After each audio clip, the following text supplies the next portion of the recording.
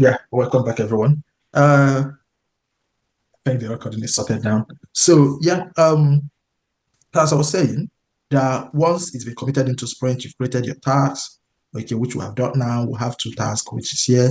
So assuming that we're also going to automate that particular task as well, we also create a task for automation as well. So, but for now, we're not doing automation. We're only creating tasks for our test case and tasks for executing the test case. Okay. Now, Now, we will now go ahead to start writing our test case. Note that you won't be able to write your test case. So, firstly, you have to write your test case on the ticket or on the PBI that you're working on. Okay. So, for this, we assume that this is the PBI that we're working on. Okay. We assume this is the PBI that we're working on. And what you usually do is you write your test case according to the requirements. So you don't usually go on the website and say, oh, okay, what is being on the website? What is on the web application or the software so that I can write my test case according to it. No, you write it according to the requirement. But for this one, we do not have any requirement. We have created the requirement for ourselves. And know that if you are going to be testing this, by the time you're writing your test case, developer has not developed that particular software functionality. Okay, so you will have to write your test case based on the requirements. So, but we don't have any requirements now. But I know that you have requirements on other stories that you are supposed to be testing or writing test case. I don't want to do any of those because that way I'm doing your job. But so we get that clear. Okay, so another thing I also want to mention is that you can write your test case from your sprint board. Okay, you can see I have clicked on this. You can't see any option where you can write your test case. You can't do that. Okay, so what we are going to be doing is to go to our board. So once you've gone to the board, you go to the ticket that you are working on, okay, which is this one. So once you've come to the ticket you're supposed to be working on, which is this one, once you hover on the PPI, you will see the three ellipses where you have work item action. Work item action, you click on it. So the moment you click on it, you will see add test. To add your task is add task, but to add your test, to write your test case is to add test. So you click on add test, then you can start writing your test case. Okay. So what do we want to write? What do we want to test? We want to a test that a user can successfully fill in contact us form. Okay, so we want to verify. Okay, user can fill and submit. So it's okay. Contact us form. Okay, so that's what we want to do. Okay, so we now have our test case. We now have the scenario that we want to write. We can open it up and then write our test steps. Okay, so now to write your test step, as we say, you use Gherkin syntax, and you usually start with the initial context. Okay, okay, so now we have the initial context, which is giving, okay, user navigate to Softbyt.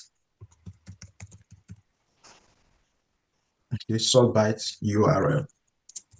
So now most people, okay, will enter the URL here, but I do not advise you enter your URL here. You know why? So over time, when you are working in the development team, you are literally writing test case every single day. In a day, you can write up to 10, 15, 20, 30, 40 test cases, depending on your workload, okay, as a tester. Now, and if you are adding your URL to each of your given user navigator, okay, what happens if the URL changes? That means you have to go over again to update your URL.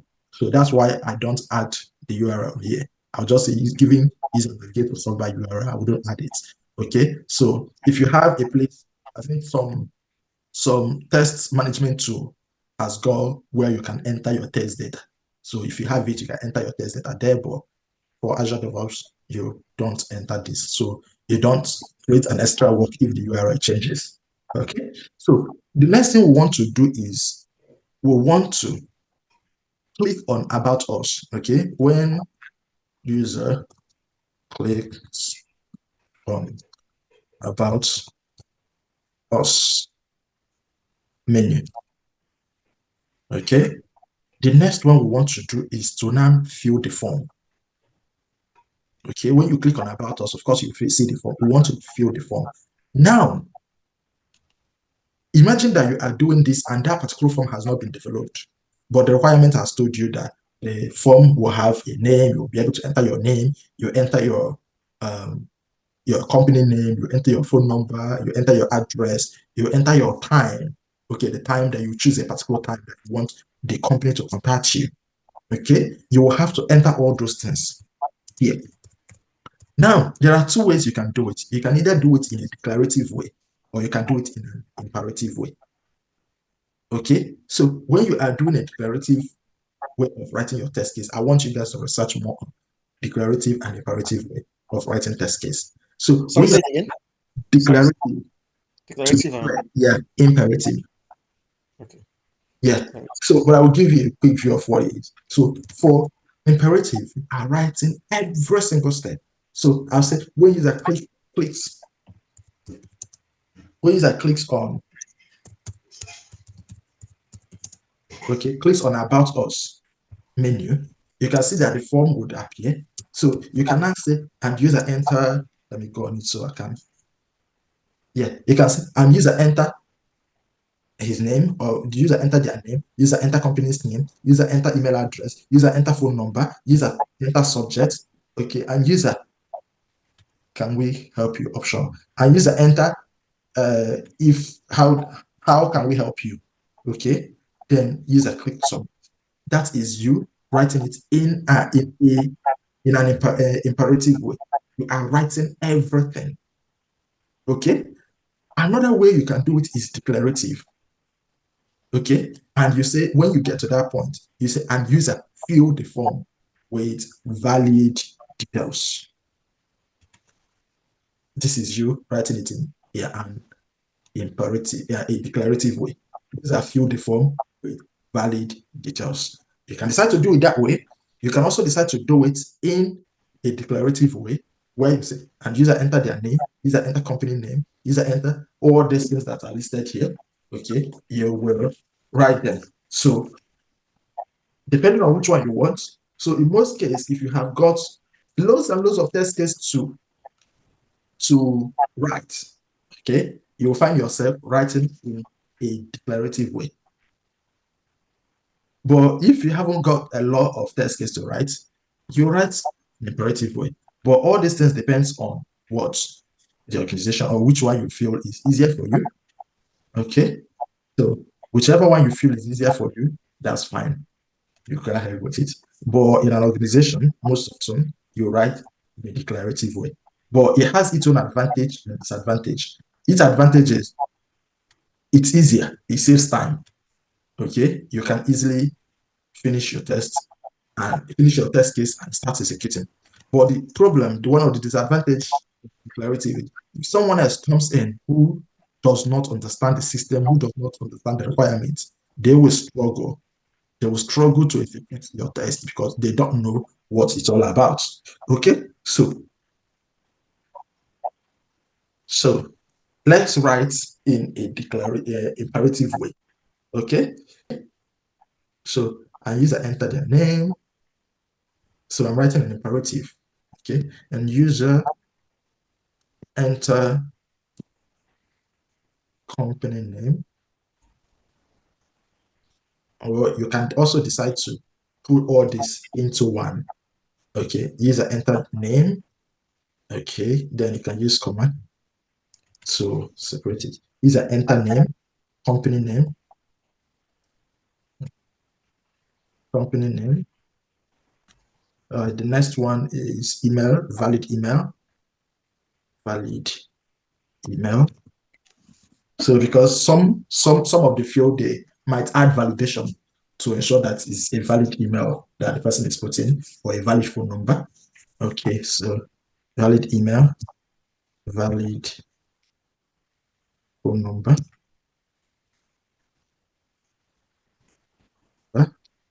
Then we have subjects,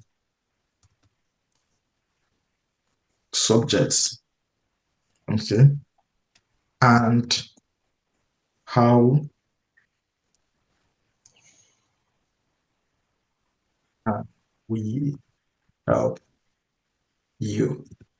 Recall that this how can we help you is optional, so you can decide to leave it out and see if this form will fill. So after that, when the user has filled that, the next thing the user wants to do is that, and the user clicks on submit button.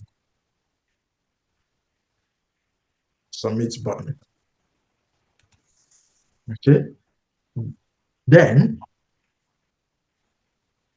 okay, the form should successfully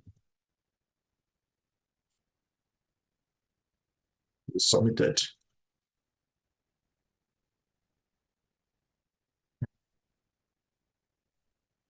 Okay. Then the form should be successful. This form should successfully be submitted. We've written all the steps. Okay. What are our expected results? You know, yesterday I told us that when you are writing your test case, it has the component. You need to add a test case number, which Azure has added for us. Okay. You have your title, which we'll have here. Okay. You have your test case, your test steps, which we'll have here. We'll have our expected results.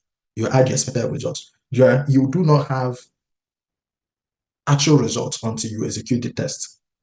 Okay, and your test will not have status. They wouldn't have, pass or not pass. In Azure, it will be not wrong. Okay, so I will show you that. Let me complete the expected result. So when we navigate to URL, you can say that the homepage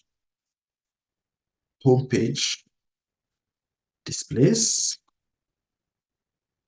Okay, that is what you're expecting. Okay, you can put successfully if you like, if you can just decide to leave it out. When you click on About Us, what you're expecting is that you will successfully view the About Us page. Okay, you can say about, these are your expectations. When you click on About Us menu, what happens? The About Us page should display, right?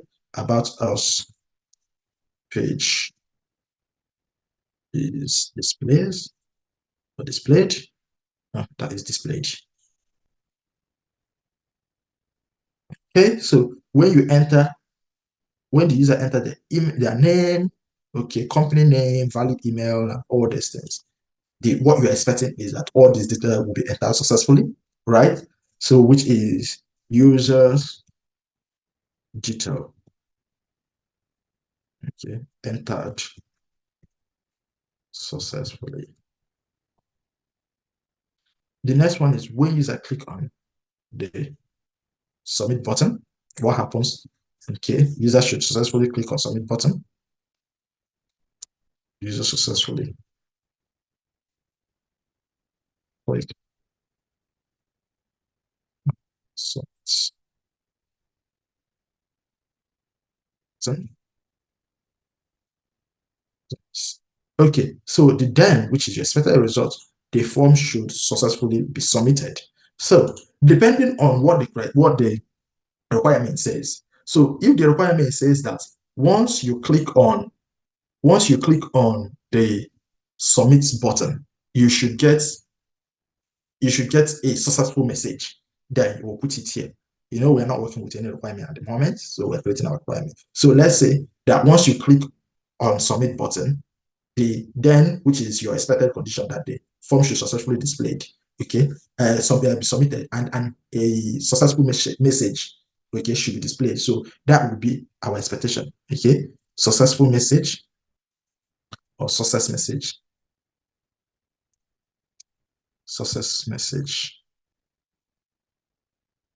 is displayed.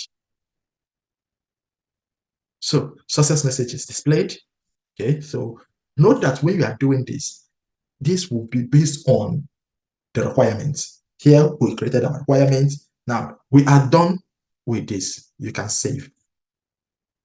That this is all successfully written our test case. Okay. So when you go back to that ticket, okay, let's go back to it on our board, Azure board, and you come here, you will see something like a flags.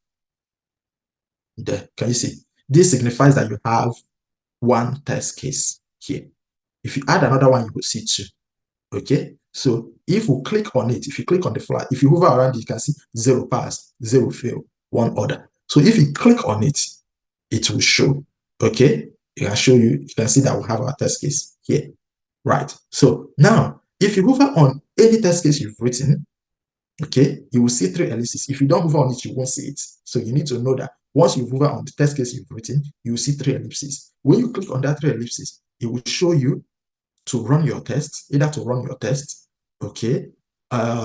This is resume. This resume will become enabled if you maybe you've run and pause. Okay, it will show you also reset to activate, pass test, fail test, block test, not applicable. So you can use this. Let's say this story has been blocked, or you cannot execute that particular. You cannot execute that particular test case. You can decide to block it. You can decide to block it. But if you want to execute it, that's fine. You can execute it. So that is how to write our test case. So we can also add another test. If you want to add another test, either you go through this way, but you can see add test here, add text here. You can just click on this. Okay. So you can write another test case, which is to verify, okay, user, or you can say verify if user, depending on how you want to structure it, verify if user can submit. This is us doing a negative test now, right? Submit the contact us form, okay, without filling any of their details. Okay, so this is it now. We've done, we're done. We'll click outside, you can see. So now as a tester, we have to think in a different way. We'll think about what if.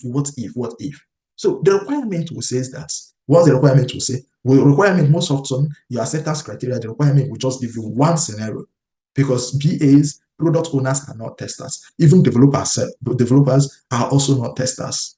The way we think are different from the way they think. We think of how can things go wrong? How can this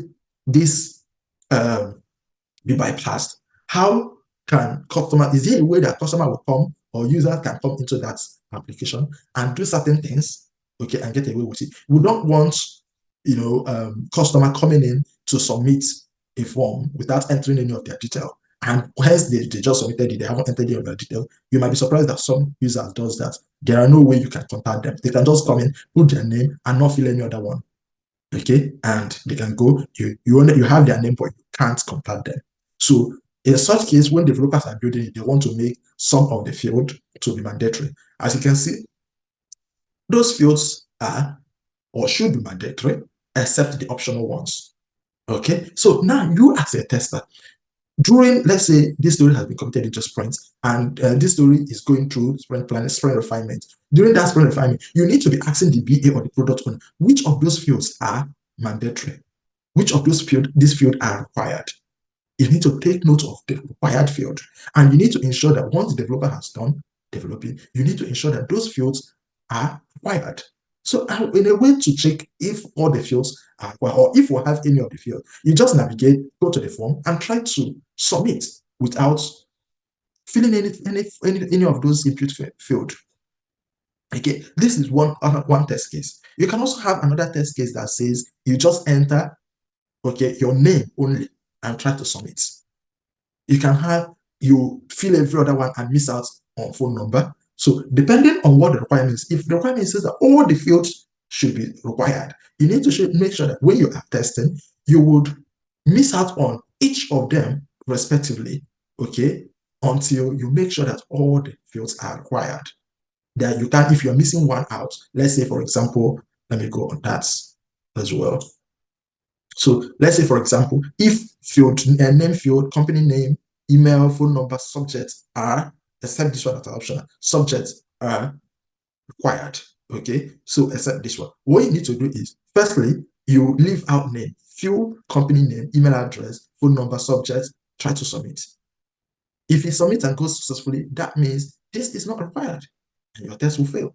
So you need to ensure that all the required fields are required, and you would have to write your test case based on all these activities that you're going to do. So for this alone, you can have up to 10, 12 test cases. Okay, so but we'll leave it at 2 just because of time. Okay, so let's write our test steps for this one. Click on it,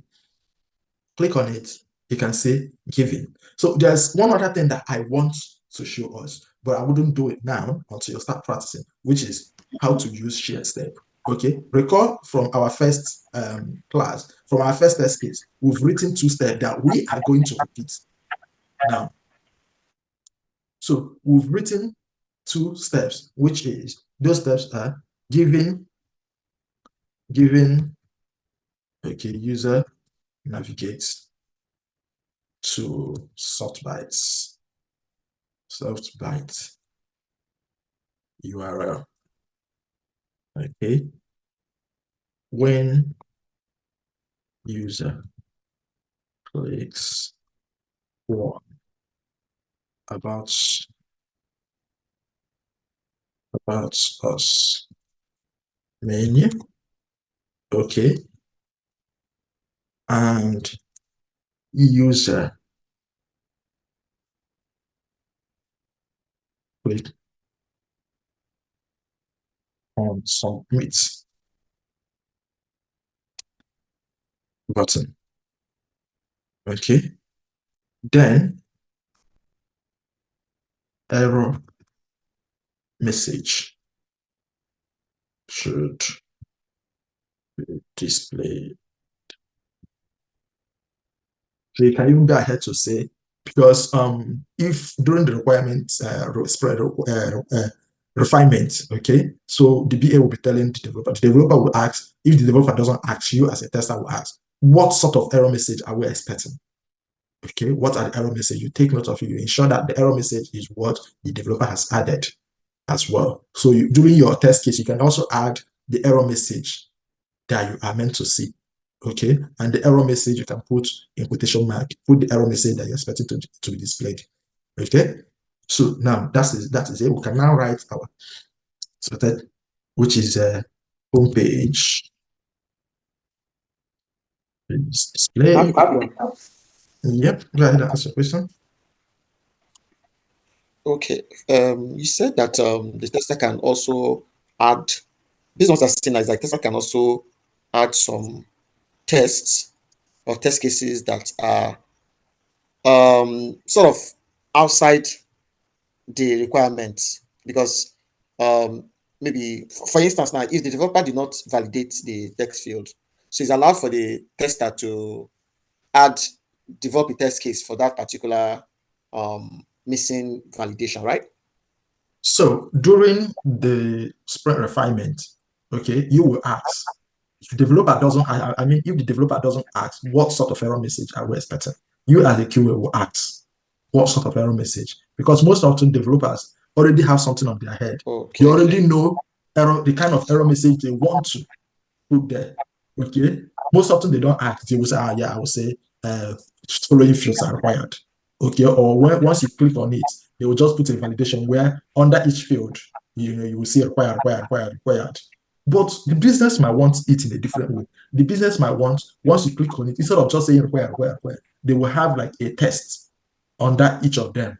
Okay, maybe all the fields will be highlighted red, and they will have a test under each of them. Will say, please fill, enter your name, please enter your company name, please enter this on each of the field. So the business might want a different way. So if you have got a UI UX designer who does the design, okay, and the stories are written, because most organizations will have that as well. You have a UI UX, okay, designer who does the design. The stories are written according to the design. The stakeholders have signed off the design. They are happy with how the design is. So you could have your mock-up or your wireframe that has all these things stated. Okay, so you ensure that it's in line with what is on those mock-up and those requirements.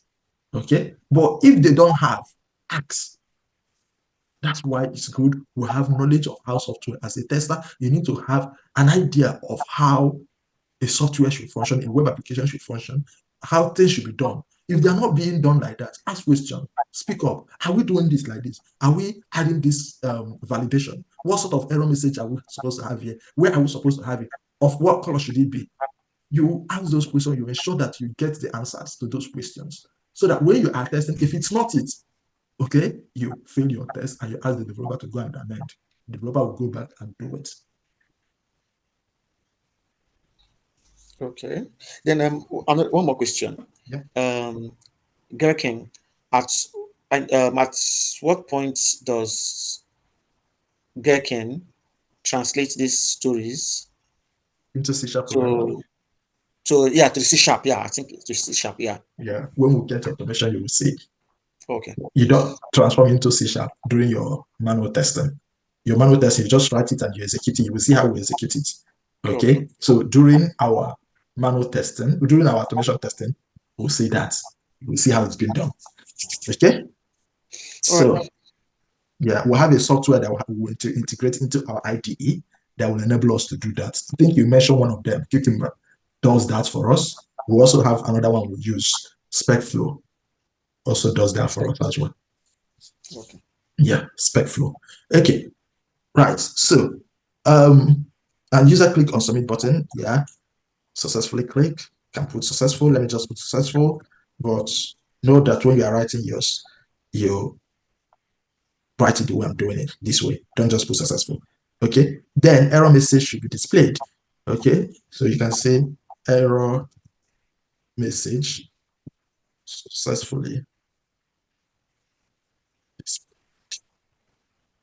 Good. So now we've written 2 test cases. Like I say, you can write more and more. You can write up to 10 test cases on this particular field that you want to test. Okay. Right. Don't look at it and say, oh, okay, I'm able to fill it. Everything is fine. No, you have to check the required one. You have to enter even special characters. Okay. Because you don't want someone to come and put star, star, star, star, star on your uh, phone number field, star, star, star, star, star on your email address field and just submit. When you want to contact the person, there's no number, there's no email address to contact. So you can also test special characters as well. Okay, good. So this will have 2 test cases. Now we want to, this is us done writing our test case. So let's go back to our scenario. So by the time you're done writing your test case, most often than not, developers, because in your place of work, you won't just write one test case. So all the stories committed into Sprint, the one that has been assigned to you, go ahead and start writing the test cases for all of them. By the time you are done writing your test case, even before you're done writing your test case, developer must have moved their story from, that's how you know they are done. Okay, they must have moved their story from in progress to done. Okay, they are done with their task. Once you see it here, you know that they are done with their task.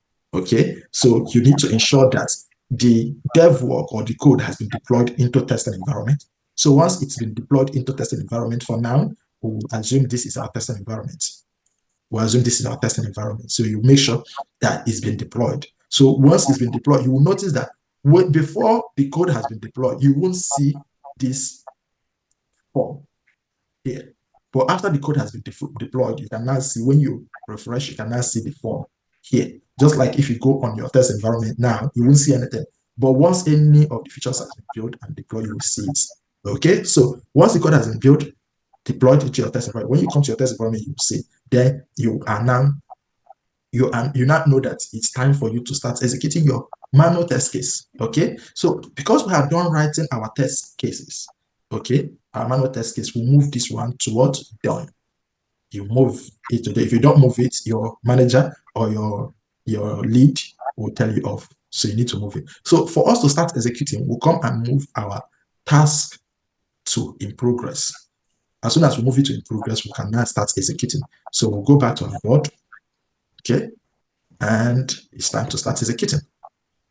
Right. So to execute your test, you still come there, scroll down to the test where you have your test case. You can see we have 2 test cases. You open it, click on the flask. You can see your first test case. We want to execute the first one, or should we execute the second one? Anyone you want to execute is up to you. So let's execute the second one, which is our negative test. So for you to execute it, okay, you will come on anyone you want to execute. You Once you hover on it, you will see the three ellipses. Click on it. Once you click on it, you click on run tests. So pay attention so that you get how I'm doing it. You click on run tests. So as soon as you click on run your tests, let me go back again. Click on run tests. Once you click on run tests, it will open what is called Azure test runner. You can see this is your same test plan. Okay, you can see this is runner. This is Azure runner. This is where you execute your test. Okay, so now how you do it, because it's manual testing, you would read one of your tested and you go and execute it. Okay, so let me bring this down and put this to one side so we can have it side by side. So this is what we usually do. So you can see. So what I want to open is this. Okay, this is what I want to open. Right. So now what you would normally do is, okay, when you are writing your test, you will remove this. Let me remove this first. So the first step, your first step will say giving user navigate to. That's how you execute your test manually. So first test will say says giving user navigate to Softbyt URL. What you will do is you type in the URL on your browser, okay, and click on enter. So you can navigate to the URL. Okay, you've navigated to the URL. Once the URL which is the expected result is that homepage will display. Okay, so once your homepage is displayed, as you can see here, homepage is displayed. Okay, you will tick this one as good. You mark it as good. Okay, so homepage has displayed. Let me open this. So your homepage is displayed. Let me open it a little bit so I can see the header menu. Okay.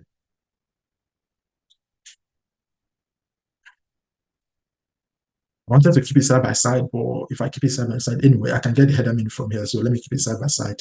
So you see what I'm doing? Yeah. So your next step is when user click on About Us menu. Okay, you will click on this and we'll click on About Us menu. But you know, when you are testing, you have to have it on your full screen. Okay, we'll click on About Us menu. Once we click on About Us menu, About Us page is displayed.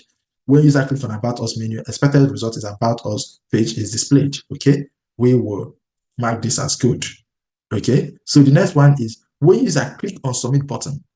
Okay, then we should have on the form, on Submit button on the contact us form anyway. So we know that that is the contact us form that we're talking about. So this is the Submit button. We need to click on it. You click on the Submit button. Okay, we have successfully clicked on the submit button. You will mark this as good because there was a reaction after you have clicked on it. Then the next one is error message should be displayed. Can you see error message? Error message is displayed. It says, please fill out this field. Please fill out this field.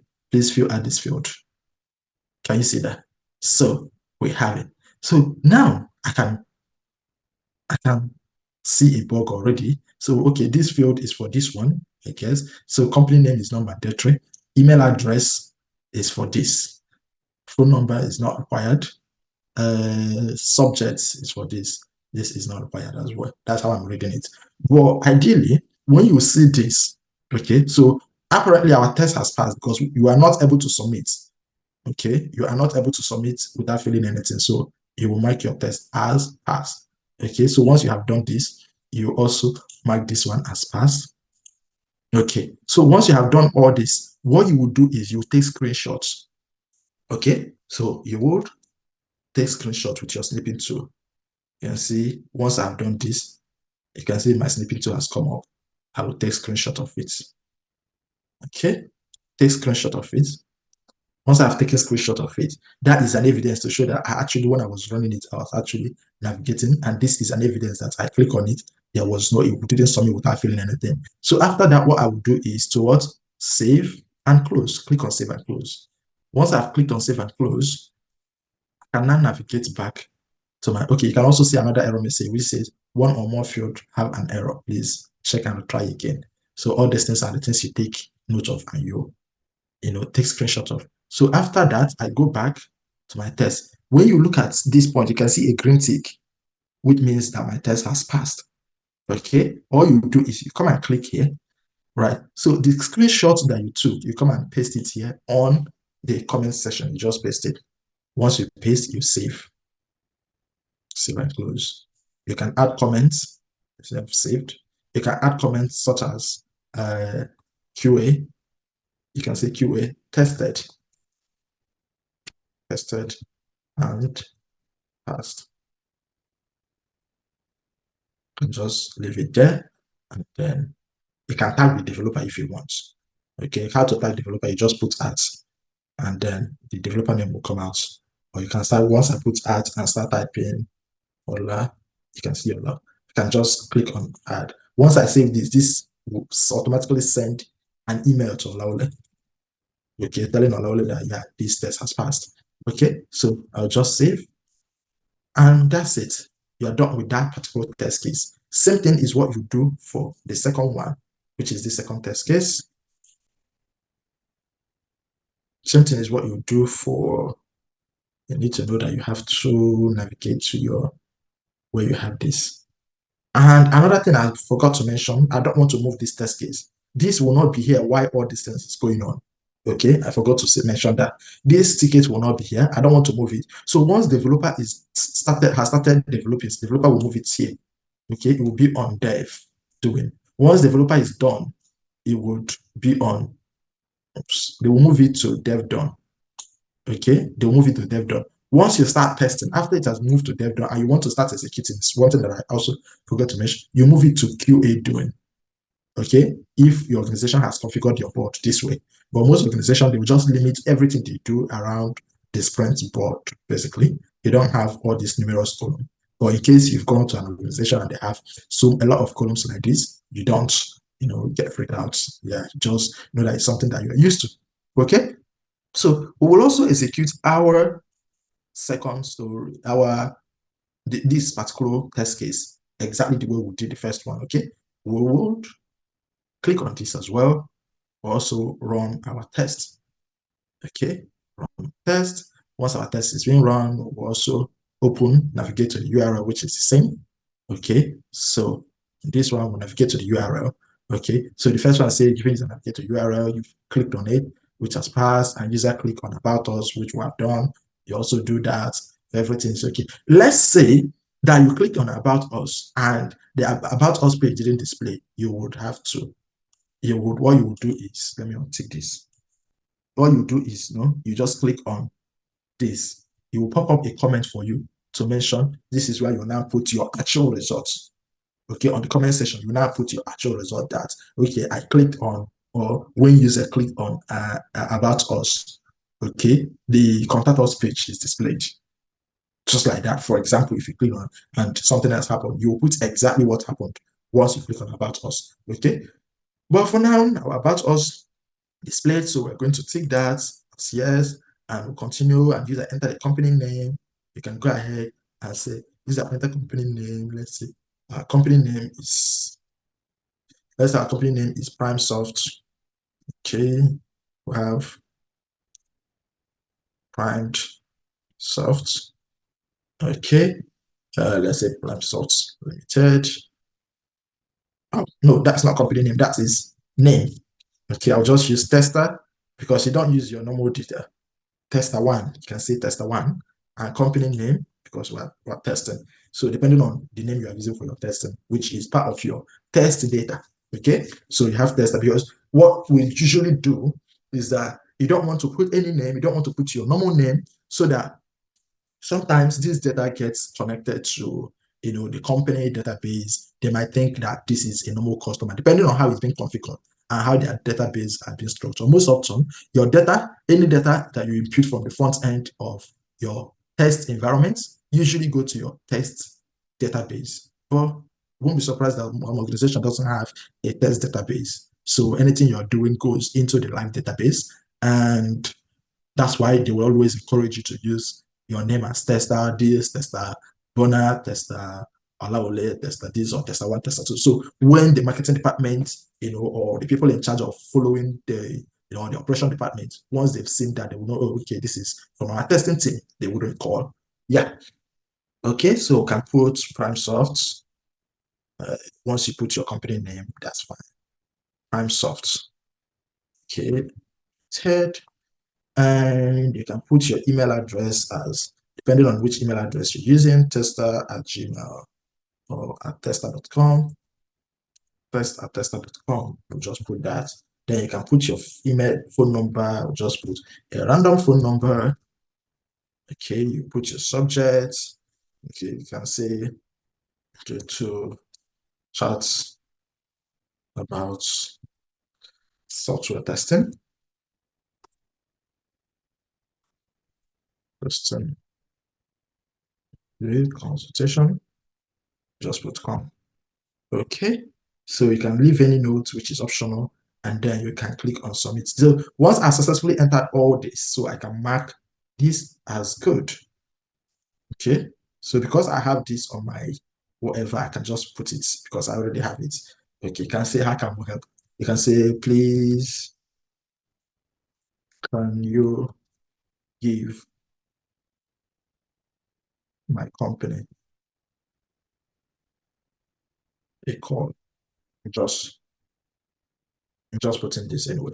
Can you give my, please, can you give my company a call? Okay, so now another thing, another testing or something you need to also ask, does this have a test limit? Does it have a test limit? Is something that you also need to ask. Okay, so that someone will not come and type in loads and loads of, I know it's a free test, so it should have a limit. Those are the kind of things you ask as a tester. Developer might already know what they want, what he wants to do, because they are full of ideas. But you are standing in there as a quality person. You need to ask all these questions. You need to be sure. So it's not what the developer comes under, you just want to, you need to be sure. Okay. And once we are done with this, you can just click on submit. So let's see. Can you see the successful message? Thank you for contacting us. We'll get back to you shortly. So this is a successful message. Can you see that? Let me open this wide so you can see how it appears. So this is it. Thank you for contacting us. We'll get back to you shortly. Okay. So what you will do is, let me just get back to how it was before. Yeah. So all you will do is successful message, we got it. So all you do is mark this, and you also mark the successful message as well. Okay, successful message is displayed. You mark it. Again, you take screenshot with your snipping tool. Take screenshot to show that the successful message has appeared. Right. Take screenshots. Sometimes with your snipping tool, you can decide to. This is another thing that we already always encourage testers to do. Okay, let me get on snipping tool and show you. I'm sure you all know how to use a snipping tool, but snipping. Okay, let me just open it. Yeah, so you just click on new. Okay, once you click on new, you can do this. Okay, you usually do it, especially when your test fails. Okay, so you can use this ball point. Okay, you can use this one. Okay, this is a ball point. So just cycle, or however you're doing it, you can just do it to cycle this one. But it's always good to do it to be clean, to make it to be clean. Saying that this is where our message is coming. You can also use Paint to do that as well. So once you have done that, you just copy it, close your snipping tool. Okay, once you have done that, you can come here, save, close. Once you've saved it, it closes. You open this, go back to your Azure DevOps, and you can see the tool has passed. You can see that it's saying 2 pass, 0 fail, and other. Okay, click on that first one as well. Once you've clicked on it, come under it and paste your screenshots. So once you've pasted your screenshot, you can also do the same thing as well. The QA tested and passed. So once you are done, okay, you are done testing, you will do the same thing for all the tests. If you have 10 test cases, you will do the same thing for all the test cases. Try different, we'll launch test case technique. Depending on what testing technique they're using, you have to run it for all the test cases. So once you are done, you can move this to QA done. You move it to QA done. Once you moved it to QA done, then your product owner, or you can also go on your sprints.